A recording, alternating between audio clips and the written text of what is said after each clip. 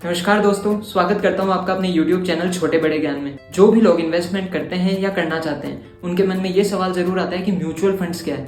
तो आज हम बात करेंगे कि क्या होते हैं म्यूचुअल फंड्स, क्या इसके एडवांटेजेस हैं, फिर बात करेंगे इसके डिसएडवांटेजेस पर और आखिर में जानेंगे कि किस एम के साथ इसे यूज किया जाए। तो वीडियो को अंत तक जरूर देखें। तो चलिए बिना समय बर्बाद किए सबसे पहले बात करते हैं कि क्या होते हैं म्यूचुअल फंड्स। आसान भाषा में अगर मैं कहूँ तो म्यूचुअल फंड एक कंपनी है जो कई लोगों से मिलाकर फंड रेज करती है और फिर उसे फर्दर इन्वेस्ट करती है स्टॉक्स में या बॉन्ड्स में या शॉर्ट टर्म डेब्ट्स में, ताकि उनके इन्वेस्टर्स को एक अच्छा रिटर्न मिल सके। तो आइए अब मैं आपको एक शेयर मार्केट का एग्जांपल लेकर म्यूचुअल फंड्स को समझाता हूँ कि किस तरह से ये काम करते हैं। देखिए, शेयर मार्केट में इन्वेस्ट करने के कई रास्ते हैं। रास्ता नंबर 1, आप इंडिविजुअली आप खुद इन्वेस्ट करें। सारी टेंशन आपकी होगी, सारी रिसर्च स्टडीज आप खुद करोगे, कौन सा स्टॉक खरीदना है, कौन सा बेचना है, ये सब डिसीजन आपके खुद के होंगे। रास्ता नंबर 2, आप किसी एक्सपर्ट को हायर कर सकते हैं, किसी फाइनेंशियल एडवाइजर को हायर कर सकते हैं। वो आपको एडवाइस करेंगे कि कौन सा स्टॉक कब लेना है, कब बेचना है, ये सब डिसीजन उनके होंगे। इसके लिए वो कुछ आपसे चार्ज करेंगे, लेकिन एंड ऑफ द डे में ये जो जितने भी ट्रांजेक्शन्स है, जो खरीदना बेचना, ये सब आपको खुद को करना पड़ेगा। अब आपने समझा मोटा मोटा इन 2 रास्तों के बारे में, लेकिन इन 2 रास्तों में देखिए प्रॉब्लम क्या होती है कि सपोज करिए आपके पास 20,000 रुपए हैं इन्वेस्ट करने के लिए, आप लॉन्ग टर्म में इन्वेस्ट करना चाहते हैं और आपको कुछ जो स्टॉक पसंद आ रहा है, मान लीजिए जो अच्छा रिटर्न आपको दे सके, वो स्टॉक करीबन 30-40 हज़ार रुपए तक का है। अब आपके पास लिमिटेड फंड है 20,000 रुपए, आप उस स्टॉक को नहीं खरीद पाएंगे, उसमें इन्वेस्ट नहीं कर पाओगे। ये प्रॉब्लम इन दोनों ही रास्तों में आती है। अब आता है रास्ता नंबर 3, जिसे हम बड़े ही प्यार से कहते हैं म्यूचुअल फंड्स। म्यूचुअल यानी कि शेयर्ड। आपने कई म्यूचुअल फंड्स के बारे में सुना होगा। बेसिकली ये होती है एएमसीज, एसेट्स मैनेजमेंट कंपनीज। ये क्या करते हैं, ये आप में और अपने जैसे कई लोगों से फंड रेज करते हैं। एक छोटा छोटा अमाउंट, हर स्कीम अलग अलग होती है, हर म्यूचुअल फंड्स की स्कीम अलग अलग होती है।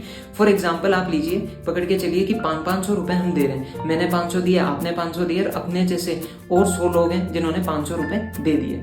अब कंपनी के पास जो टोटल मेंबर्स हैं वो 100 जनों का है, हर जन 500 रुपए दे रहे हैं, तो जो टोटल फंड रेज होगा कंपनी में वो होगा 50,000 रुपए का। अब ये जो 50,000 रुपए कंपनी ने रेज किए, इसे बोलेंगे हम एएमसी का AUM, एसेट्स अंडर मैनेजमेंट। इस एसेट्स अंडर मैनेजमेंट AUM को कंपनीज इन्वेस्ट करती है स्टॉक मार्केट में, अच्छे अच्छे स्टॉक्स में, जो कि आपको एक अच्छा रिटर्न दे सके। अब होता क्या है, इन AMCs के पास अपने एक रिसर्च टीम होती है, फंड्स मैनेजर होते हैं जो इसको पूरा मेंटेन करके चलते हैं। पहले 2 रास्तों में जो प्रॉब्लम आई थी, जो कि इनसफिशिएंट फंड्स की वजह से थी, वो यहाँ प्रॉब्लम एनकाउंटर होते हैं। हमारे एक छोटे से छोटा अमाउंट भी अच्छी कंपनी में इन्वेस्ट हो सकता है। ये हमने जाना म्यूचुअल फंड्स के बारे में। अब बात करते हैं इसकी एडवांटेजेस की। सबसे पहला, थोड़े पैसे में डाइवर्सिफिकेशन मिलता है।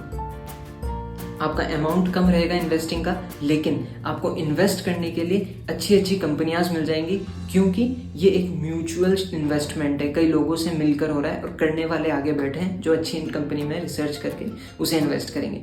यही इसका दूसरा एडवांटेज है कि आप इन्वेस्ट नहीं कर रहे, एक पूरी रिसर्च टीम है, पूरा फंड मैनेजर उसको मैनेज कर रहा है, तो एक अच्छी कंपनी में इन्वेस्ट होने के चांसेस ज़्यादा रहते हैं, रिटर्न्स के चांसेस ज़्यादा रहते हैं। तीसरा, टेंशन फ्री है, क्योंकि आपको कुछ नहीं करना, आप वन टाइम इसमें इन्वेस्ट करोगे, आपने जो भी अमाउंट देना है वो आपने दे दिया।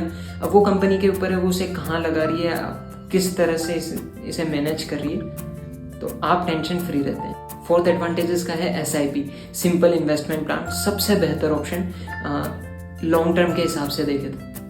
हर चीज़ के 2 पहलू होते हैं, एडवांटेज और डिसएडवांटेज। तो अब बात करते हैं म्यूचुअल फंड के डिसएडवांटेजेस की। देखिए, होता क्या है कि म्यूचुअल फंड्स जो कंपनी होती है, उनका जो मेन कमाने का जरिया है वो है टोटल फंड्स वो कितना रेज कर रहे हैं। तो कई बार इनका पूरा फोकस उसी पे होता है कि हम कितना ज़्यादा फंड रेज कर सकते हैं। वो इस चीज़ से थोड़ा सा परे हट जाती है कि बाद में इन्वेस्टर्स को रिटर्न कितना मिलेगा, तो मेन फोकस उनका फंड रेजिंग पे चला जाता है। नेक्स्ट जो प्रॉब्लम निकल के आती है वो देखिए, नौकरी जो जॉब है वो सबको प्यारी है। इसमें जो फंड्स मैनेजर बैठे हैं, रिसर्च टीम बैठी है, उनको भी अपने जॉब पसंद है, तो वो क्या करेंगे, उसे छोड़ना नहीं चाहेंगे। इसके लिए वो ये करते हैं कि वो जब पैसा आपका इन्वेस्ट कर रहे हैं तो हाई रिस्क स्टॉक्स नहीं खरीदेंगे, वो लो रिस्क पे जाते हैं। ज़्यादा लो रिस्क में जाते हैं, आपको रिटर्न कम मिलता है। एट द एंड अब हम जानेंगे कि म्यूचुअल फंड्स को हम किस एम के साथ यूज़ करें।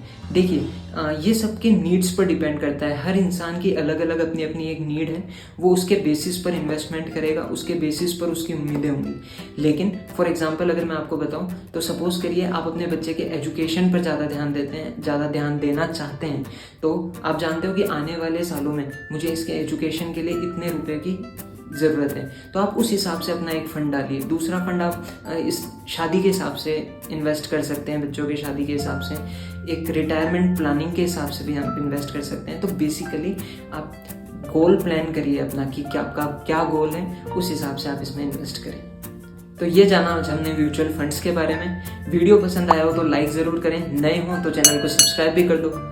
फिर मिलेंगे आपसे ऐसे ही एक और इन्फॉर्मेटिव वीडियो के साथ। तब तक के लिए टेक केयर, बाय बाय।